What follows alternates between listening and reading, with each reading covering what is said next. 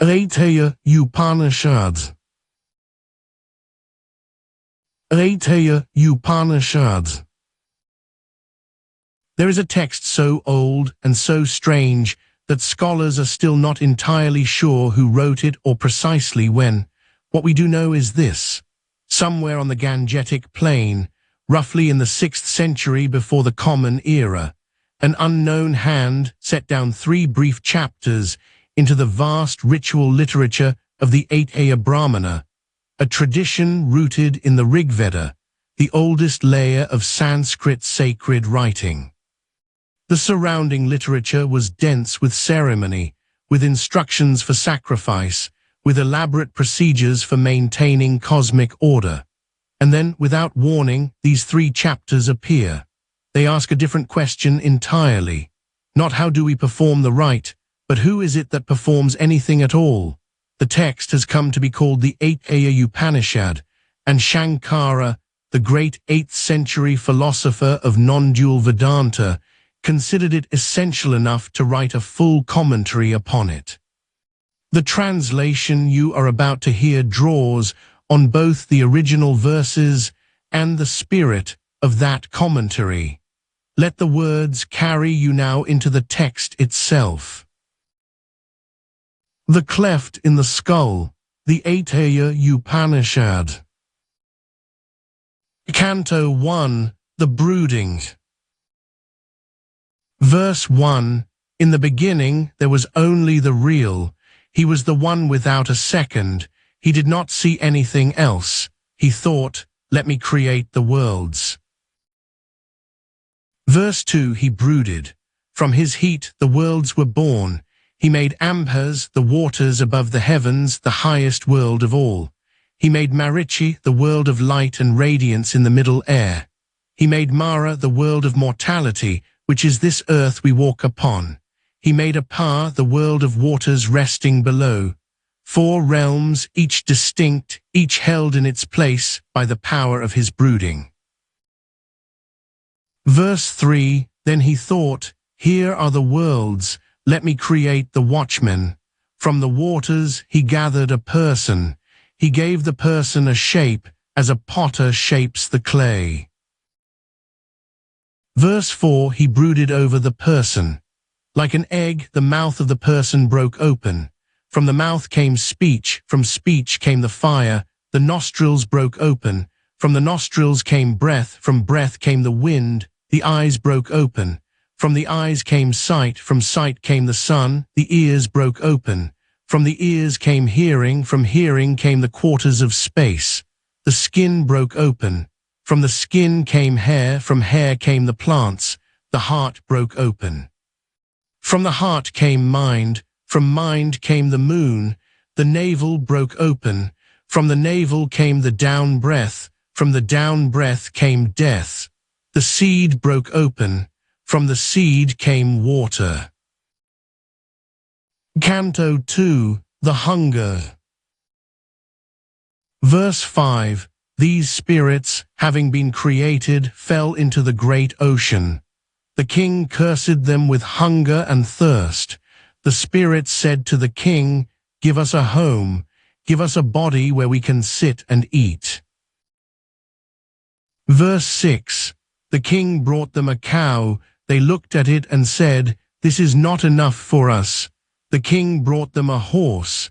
They looked at it and said, This is not enough for us. Verse 7, Then the king brought them a man. The spirits cried out, This is perfect. This is a masterpiece. The king said, Enter your homes. Verse 8, The fire became speech and entered the mouth. The wind became breath and entered the nostrils. The sun became sight and entered the eyes. The quarters of space became hearing and entered the ears. The plants became hair and entered the skin. The moon became mind and entered the heart. Death became the down breath and entered the navel. Water became the seed and entered the loins. Verse 9, Hunger and thirst said, Where is our home? The king said, I give you a share in all of them. you shall live in every sense. Whenever an offering is made to a spirit, you shall be there to eat. Canto 3, The Entrance. Verse 10, the king thought, I have the worlds and the watchmen, now I need food. He brooded over the waters. From the heat a form was born, that form was food. Verse 11, the food tried to run away. The man tried to catch it with speech, but he could not. He tried to catch it with breath, with sight, with hearing, with skin, with mind. He could not. Finally, he caught it with the down breath. This is why the breath is the one who swallows the world. Verse 12. The king watched the man eating, breathing, and thinking. He reasoned within himself, here is a body that sees with the eye, breathes with the breath, speaks with speech. But without me, these functions arise from nothing and return to nothing. And so he asked himself, how shall I enter this dwelling I have made? Verse 13, he thought, by which way shall I enter? He did not enter through the feet or the eyes. He split the crown of the skull. Through that cleft he entered the body. This is the gate of bliss. This is the secret door. Verse 14, now the king has 3 homes in the man. The waking is his home in the eye. The dreaming is his home in the mind. The deep sleep is his home in the heart. Verse 15, once inside, the king looked around at the world. He said, what else is there for me to name? I see only the real. Therefore his name is Idandra, he who sees. But the spirits call him Indra, for the gods love the secret name. Canto 4, The 3 Gates. Verse 16, in the man, the soul is first a seed. It is the gathered strength of all his limbs. When the man pours the seed into the woman, that is the first birth. Verse 17, the woman carries the seed and nourishes it within herself.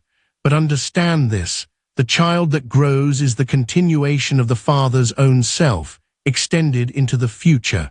The father nourishes the embryo for the sake of the son, and the son carries forward what the father is.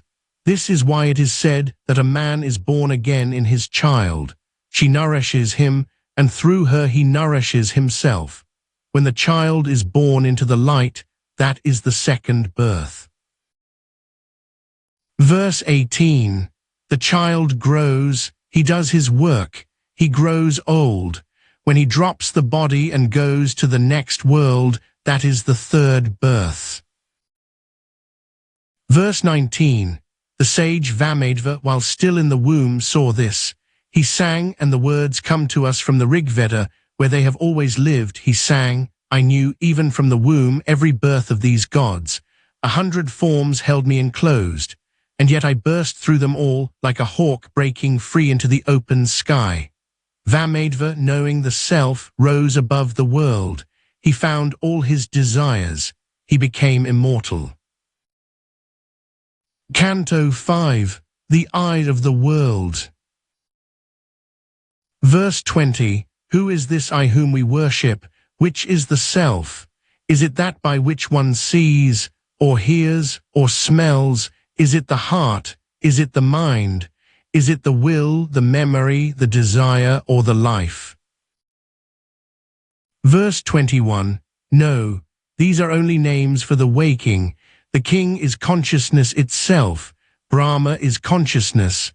The gods are consciousness. The 5 elements, earth, air, space, water, fire, are consciousness. The small creatures, the crawling things, the birds, and the men, they are all consciousness. Verse 22, the world is led by the eye of consciousness. The world is founded on consciousness. Consciousness is the real. Awareness is the ground of all things. Prajnanam Brahma. consciousness is Brahman. Verse 23. He who knows this, when he departs this body, ascends into that high, radiant world. There he finds all his desires fulfilled, and there he becomes immortal, as Vamadeva became immortal, as all who have truly seen have become immortal. Om Shanti, Shanti, Shanti.